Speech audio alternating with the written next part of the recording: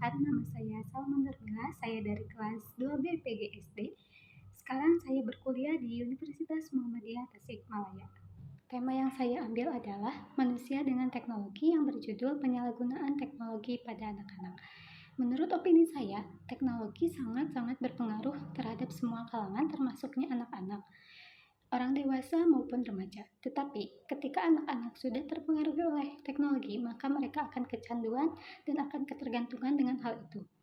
Pada era ini, kita ketahui bahwa di dalam gadget pun terdapat banyak hal-hal yang mempengaruhi anak-anak seperti games, permainan, ataupun seperti TikTok. Banyak anak-anak yang kecanduan dengan hal-hal tersebut. TikTok akan mempengaruhi hal-hal negatif terhadap anak maupun hal-hal positif. Tetapi anak-anak salah menggunakan TikTok. Seperti ketika TikTok melakukan dance, anak-anak seharusnya tidak melakukan hal-hal yang berlebihan seperti itu. Penyalahgunaan teknologi pada anak-anak dapat dilihat dari penyebaran hoaks, pornografi, penipuan, dan penculikan. Yang sedang marak saat ini, penculikan.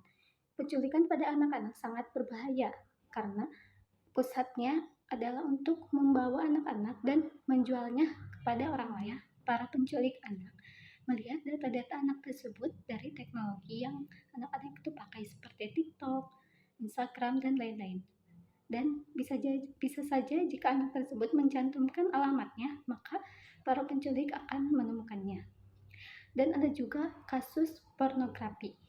Dapat dilihat anak-anak sekarang pikirannya sudah lebih dewasa dibandingkan anak-anak pada umumnya, karena penglihatannya dari berita-berita atau dari video-video yang ia lihat. Kita ketahui bahwa perkembangan teknologi teruslah maju dan berkembang pesat, di mana anak-anak bakal kecanduan dan akan ketergantungan kepada teknologi, yaitu gadget, komputer, dan laptop. Bahwa perilaku anak akan terpengaruhi oleh teknologi, seperti hal-hal yang mereka lihat dari gadget akan mereka lakukan di kehidupan nyata.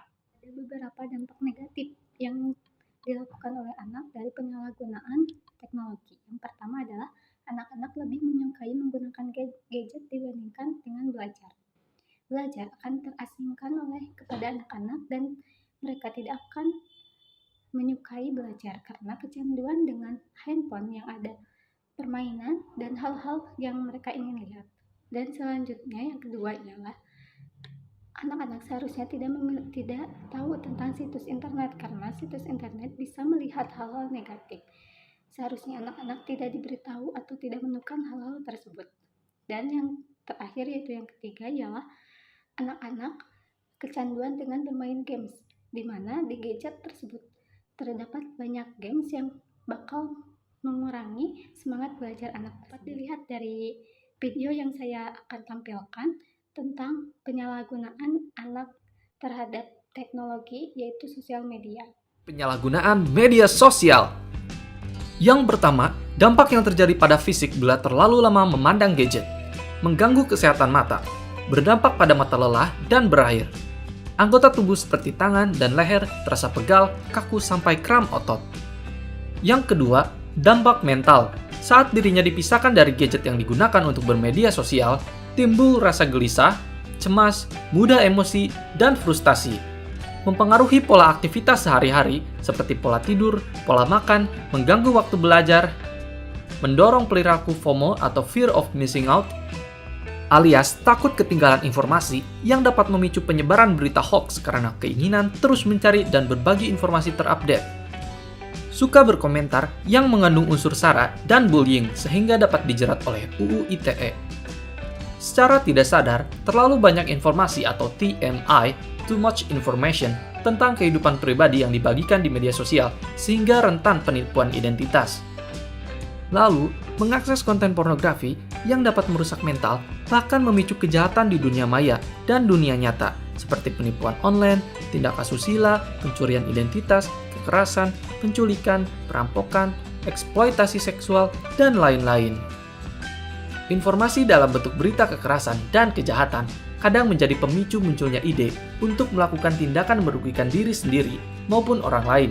Contohnya seperti membuat konten video yang sengaja atau tidak menyiksa binatang, konten video yang dapat merugikan orang lain, serta mencari sensasi atau perhatian dari khalayak publik.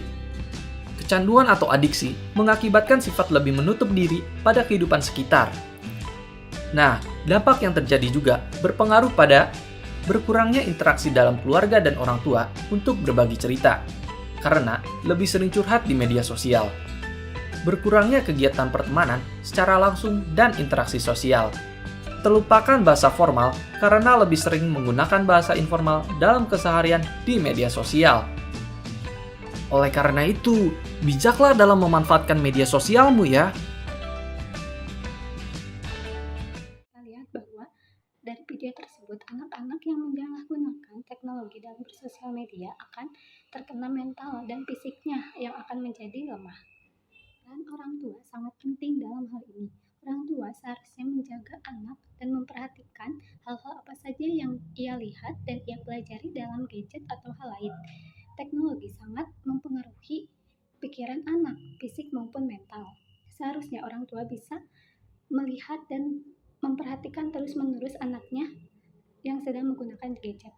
Orang tua adalah orang yang paling dekat dengan anak dan orang yang memperhatikan anak. Seharusnya orang tua bisa menjaga anak untuk menjauhi gadget dan tidak kecanduan dengan teknologi. Dapat kita simpulkan bahwa teknologi sangat mempengaruhi semua kalangan, termasuk anak-anak. Anak-anak pikirannya sangat masih kecil dan ketergantungan dengan hal-hal baru. Jadi, ketika dia menemukan hal-hal baru, dia akan penasaran dan akan kecanduan dengan hal itu, seperti teknologi, yaitu sosial media. Ketika anak-anak tersebut sudah mengenalnya, maka ia akan kecanduan dan akan lebih mengutamakan sosial media dibandingkan belajar, dan akan merusak mental maupun fisik. Terakhir, mungkin sekian dari saya. Mohon maaf bila ada kesalahan karena saya masih belajar. Dan semua itu adalah opini dari saya yang saya baca dari semua artikel yang saya dapatkan. Mohon maaf bila banyak kesalahan. Assalamualaikum warahmatullahi wabarakatuh.